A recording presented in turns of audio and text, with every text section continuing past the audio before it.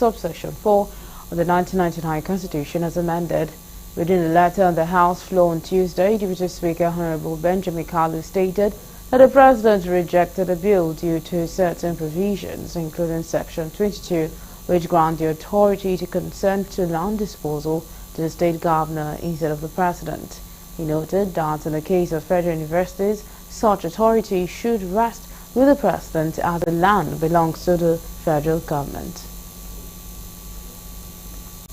Presidential decision to decline assent to the Federal University of Education Newman Establishment Bill 2024, pursuant to Section 58, subsection 4 of the Constitution of the Federal Republic of Nigeria 1999 as amended, I hereby convey to the House of Representatives my decision on 23rd December 2024 to decline presidential assent to the Federal University of Education Newman Establishment Bill 2024, recently passed by the National Assembly.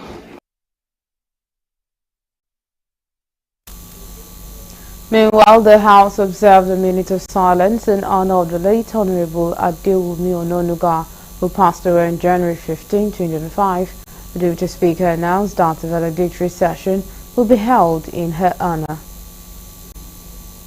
Adewumi Oriyomi Ononuga.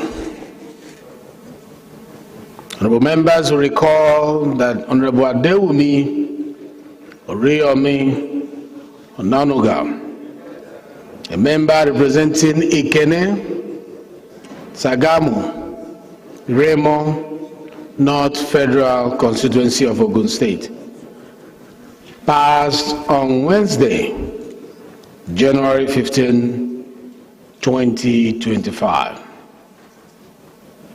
She served as the Deputy Chief Whip of the House of Representatives. She also served as the Chair. She served as the Deputy Chief Whip of the House of Representatives. She also served as the Chair of the Committee on Women Affairs.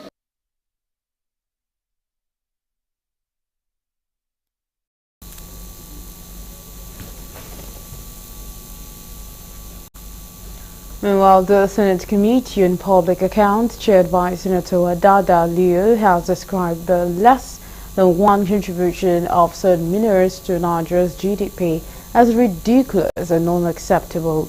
The committee called for a complete overhaul of the sector to unlock its potential for national economic growth. Correspondent Kunujo reports that this position was made known during a session in Abuja by the Nigeria Extractive Industries Transparency Initiative (NEITI) presented its 2021 to 2023 report on oil and gas and solid minerals.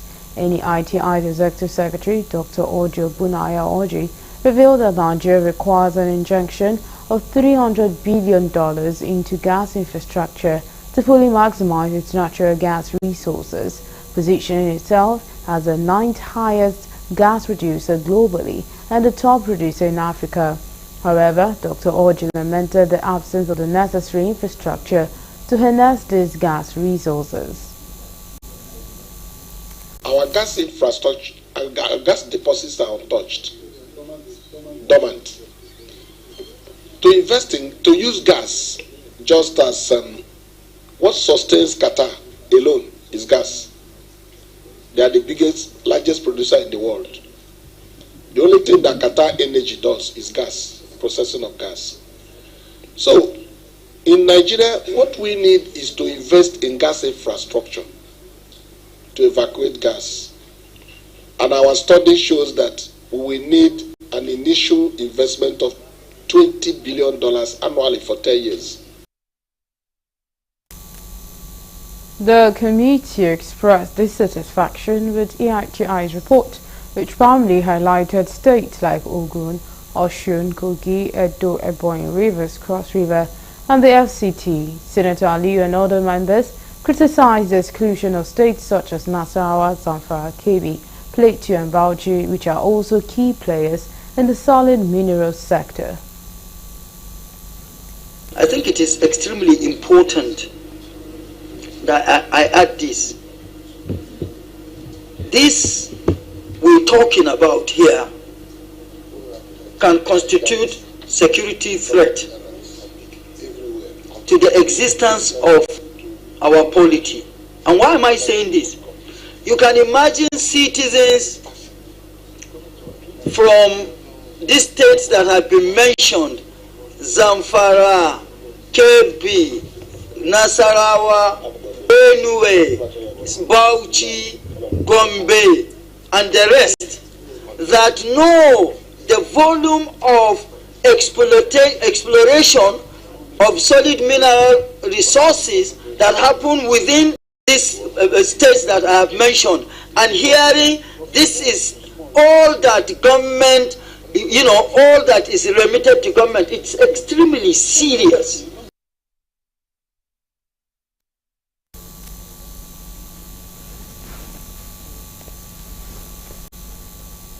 Also, the Senate has announced Senator Orji Uzor Kalu, APC Abia North, as a substantive pioneer chairman of the newly created Southeast Development Commission, one of the regional development commissions signed into law by President Bola Tinubu prior to this new appointment, which was made by Senate President Godswill Akpabio during today's plenary. The former Abia governor chaired the Senate Committee on Privatization. Senator Ken Eze Ebonyi Central was also appointed as the vice chairman of the committee.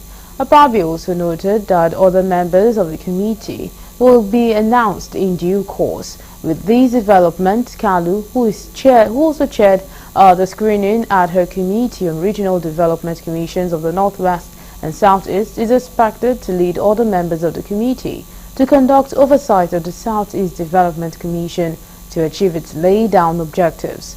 Also recall that the Senate confirmed the board membership of the SEDC after considering the report of Senator Kalu.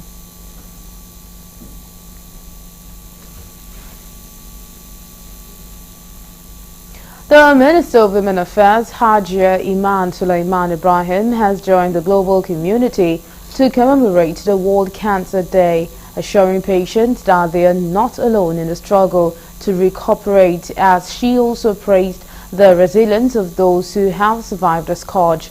The theme of World Cancer Day 2025, United by Unique, highlights the value of individualized patient-centered care in the fight against cancer. The team also highlights the importance of personalizing treatments to each patient's unique needs.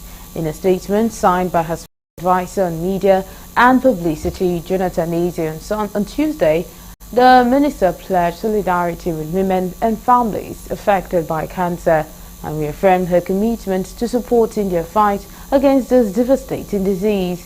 According to the minister, cancer affects everyone, but women are disproportionately impacted, particularly in low and middle-income countries, adding that in Nigeria, breast and cervical cancers are among the leading causes of cancer-related death among women.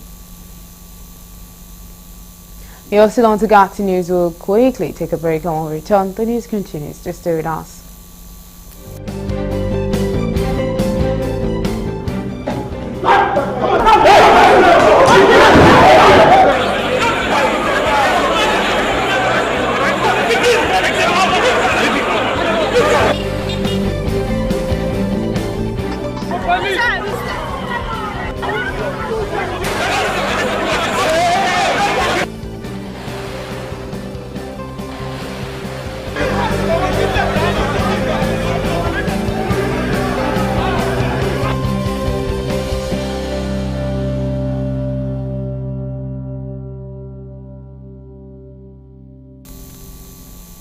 Well, glad to have you back. Now, for more updates and latest news, please visit our website www.galaxytvonline.com.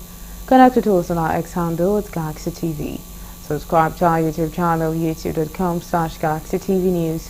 You can follow and interact with us on our Facebook page, facebook.com/GalaxyTV. Remember to follow and tag us on our Instagram page at Galaxy TV.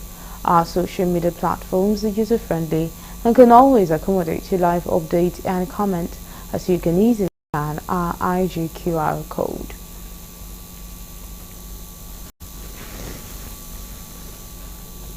An Ikeja Special Offences Court on Tuesday discharged and acquitted the former Minister of Aviation, Femi Fani-Kayode, of the charge of medical forgery leveled against him by the Economic and Financial Crimes Commission, EFCC. EFCC had on November 11, 2021, charged Fani-Kayode on a 12-count charge of procuring and execution of document by false pretense, use of false document, fabrication of evidence, and use of fabricated evidence. Justice Olubunmi Abike Fadipe, while delivering ruling on the no case submission filed by Fani-Kayode's counsel Wali Balogun-San, held that the prosecution failed to establish a prima facie case against the defendant. Abike Fadipe said the prosecution failed to establish a link between the defendant and the offences charged as a matter of fact to enable the court to determine whether or not the prosecution was established a prima facie case against him. She said the prosecution failed to present the defendant's associate who allegedly collected money from him, or the lawyer who allegedly stated that the defendant had instructed his law firm to take the medical report to the Federal High Court. The judge consequently discharged and acquitted the defendants of the alleged offences. From this particular matter, on January the 15th, again we were discharged and acquitted by Justice So of the Federal High Court for another criminal case which went on for 8 years since 2016.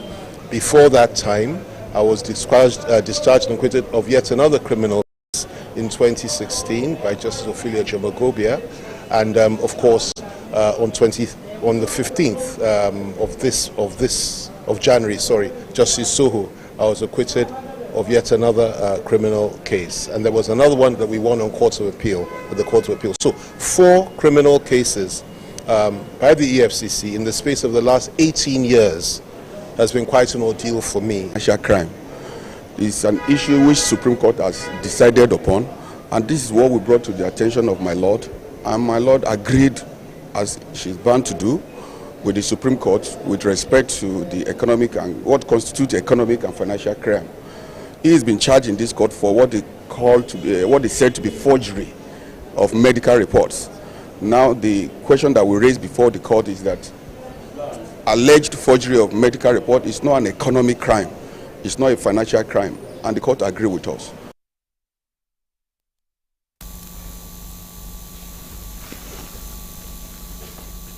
Meanwhile, the Federal High Court sitting in Ikoyi, Lagos, has ordered the interim forfeiture of digital wallet assets valued at $222,729 allegedly linked to a syndicate of cryptocurrency investment and romance fraudsters.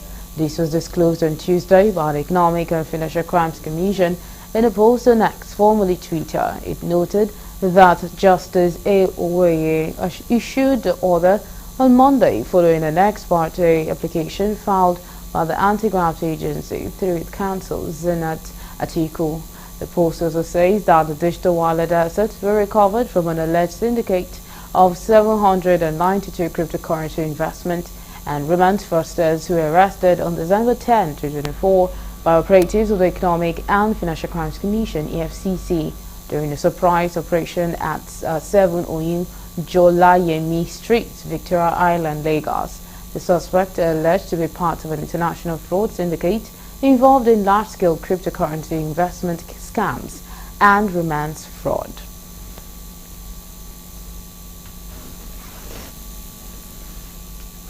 In the wake of the resurgence of the deadly disease Ebola, the federal government has been urged to establish quarantine stations at all borders and airports in the country in order to prevent the re-entry of the Ebola virus into Nigeria.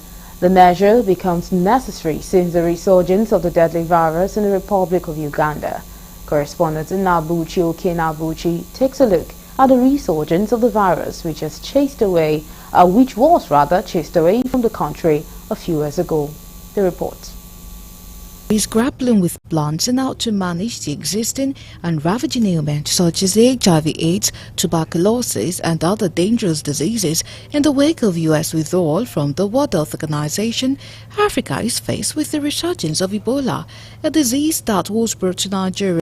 Index patient Patrick Sawyer, which potentially exposed 72 persons at the airport and the hospital to danger. In all, 20 cases were recorded in Nigeria between July and September 2014, with 8 deaths and a case fatality ratio of 40%, a figure that was higher than that of Sierra Leone, but lower than Liberia and Guinea at that time. The resurgence of the deadly disease, as reported by the Ugandan health officials on Thursday last week, calls for worry. The officials had confirmed the case of Ebola in the capital Kampala in a nurse who sought care at a number of facilities before it was known they were suffering from the disease. This is the country's 7th Ebola outbreak. Although no one else at the hospital, healthcare workers or patient has yet shown signs of the deadly disease. Everyone, especially Nigerians, are concerned that Ebola may be imported again into the country if necessary measures are not taken. They want the government to take immediate action to contain the outbreak should it be brought to the country. Government, we have our entry points into the country. Some fly by air, some come by sea, and the other illegal means. The government has to put measures in our airports to make sure that there are health facilities to be able to check anybody coming in or living in the country. Put in place so that any incoming person to the country, make sure that he will be thoroughly checked. By so doing, I think government by its own side will definitely contribute immensely to the spread of Ebola. And at the same time, all the airports and other designated, entry points has to be thoroughly checked. And by so doing too, I think progress will be made. For now, since it has not gotten to Nigeria, I think government should ensure that they take proper, care of our border. So there should not be, unnecessary inflow of people from other countries. They should make sure they do thorough checking, and possibly, I don't know if there is vaccine for Ebola.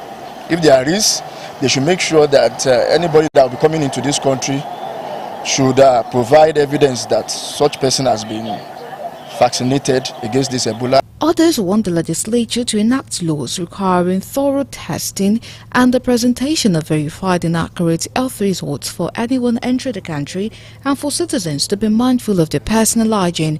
Report such cases as neighbors displaying unusual symptoms of illnesses to relevant authorities. They have to take care of their personal hygiene and they take care of their environment. Check your neighbors, how they are living their life, their personal hygiene as well.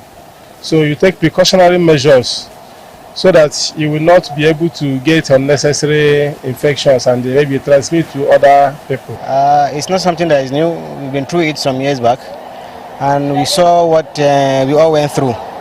So I guess it's not only the government alone, even we as individuals, as human beings, we need to bring back what is important by first seeing that we wash our hands regularly with soap and water and make sure our environment is clean. For Ebola to come back, that means there's a problem. Well, with the Federal Executive Council FEC approval of a total of $1.07 billion in financing for healthcare sector reforms under the Human Capital Opportunities for Prosperity and Equality program, as well as $4.8 billion allocation for HIV treatment, signaling a major investment in Nigeria's sector, containing the expected score will not be a far cry. Nigerians just need to support the government by reporting suspected cases in the neighborhood. That way, the impact may not be much.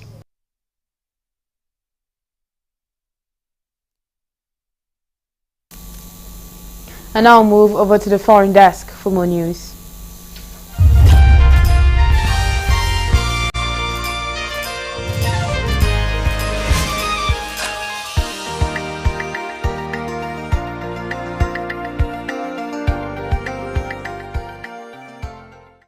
This is news from the international scene. Israel's Prime Minister Benjamin Netanyahu is set to become the first foreign leader to meet President Donald Trump at the White House in his second term on Tuesday at a critical juncture for the Gaza ceasefire. After Netanyahu's arrival in Washington, the Israeli ambassador to the U.S., Yishia Leiter, who took up his post 1 week ago, described this as an historic visit on X. The U.S.-Israel friendship is strong and is getting stronger, added. Trump has claimed credit for sealing the initial 6-week ceasefire deal, halting 15 months of war between Israel and Hamas. So far, this has led to 13 Israelis and 5 Thai hostages being freed and 583 Palestinian prisoners released in exchange. However, Netanyahu, facing a struggle for his political survival, has repeatedly stated that the existing Gaza deal is for temporary ceasefire and that Israel has reserved the right to return to fighting against Hamas, saying this would have U.S. backing. Already, one of the veteran Israeli PM's far-right allies has quit his coalition over what he described as a reckless deal. Another has threatened to leave if the military offensive does not resume. If he left, the government would lose its majority. Hundreds of thousands of displaced Palestinians have been allowed to return to their home areas in northern Gaza.